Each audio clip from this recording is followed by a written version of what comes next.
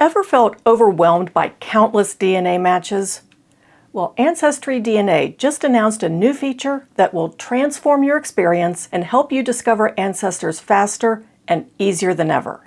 In this video, I'll show you what that feature is, how you can use it, and a couple of negatives that you need to know about. But to get the most out of this new feature, you first need to understand how AncestryDNA matches are found and how they can help you in your research. There's a common misconception that Ancestry looks at someone's tree and then decides if they're a DNA match. Actually, it's the opposite. Ancestry compares your DNA against that of everyone else who has taken an AncestryDNA test and looks for matches.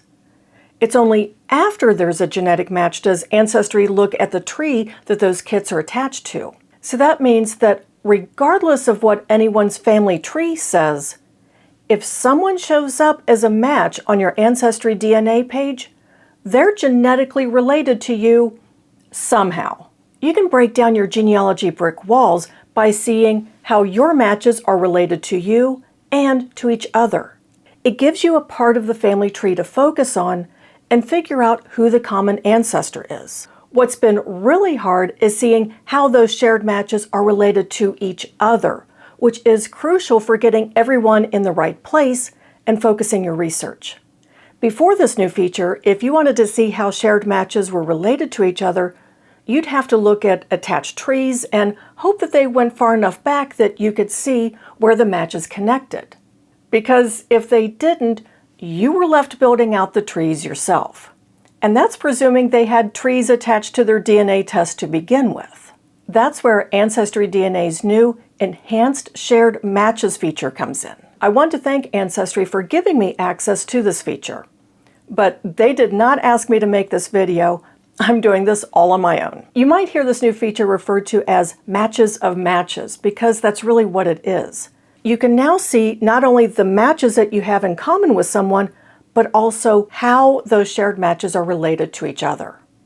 It's frustrating when you're trying to sort through matches and there are so many who only have initials, trees where everyone is marked as private, or there's no tree at all. That's the situation I've been in helping a friend who was adopted try to identify her biological father. With the enhanced shared matches, I can get around those problems.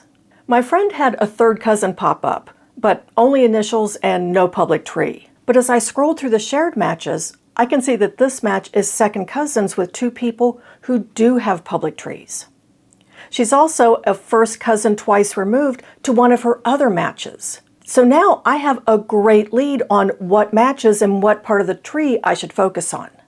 Not only has the enhanced shared matches saved me a ton of time, but it's helped me make insights that would have been difficult at best to do with the regular AncestryDNA tools. A quick note about relationships. The relationship that's displayed is the one that Ancestry thinks is the most likely. But you can click on that relationship to see other possibilities based on the amount of DNA that's shared. Remember those downsides that I mentioned at the beginning of this video?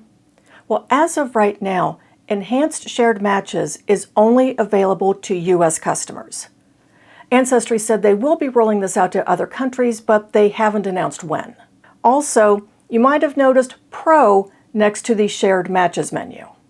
That's because Enhanced Shared Matches is part of the Pro Tools add-on subscription, which means you need to pay extra for it. Yes, that's on top of your regular Ancestry subscription. Fortunately, Pro Tools is based on the account, not the DNA test. If you're an administrator for several DNA kits, you only need one Pro Tools subscription in order to use it on all of the tests that you manage. Enhanced Shared Matches can make your DNA work a lot simpler, but depending upon your research problem, you still might need to reach out to a DNA match for more information. Getting a response can be a tricky thing, so check out this video for tips on getting better responses from those matches to get the information that you need.